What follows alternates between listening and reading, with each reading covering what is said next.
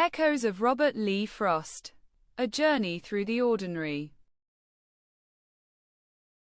Listen to the story carefully. Story 33. The Pasture. I walked into the pasture at dawn, mist curling over the grass like smoke from an old fire. Cows grazed quietly, tails swishing, while the sun touched their backs with gold. I knelt to pull a few weeds, noticing tiny insects bustling in the soil, each busy in its own small world. Birds hopped along fences, calling to one another, and the breeze carried the scent of fresh earth and hay.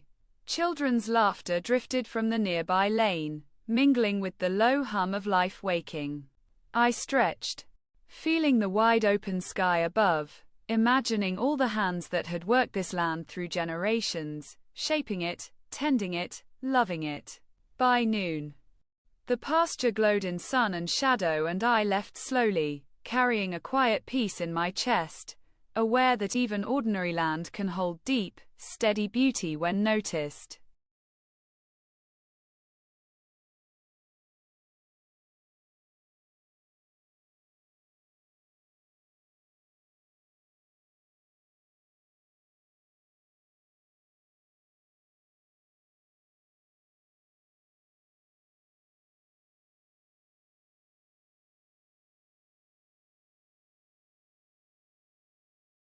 Now listen to the poem. Dawn spreads mist across the field, cows graze calm, the pasture yields. Sun touches backs with gentle gold, weeds pulled, small lives unfold. Insects bustle, birds call near. Breeze carries scents of earth sincere. Children laugh from lanes nearby, life hums softly under sky.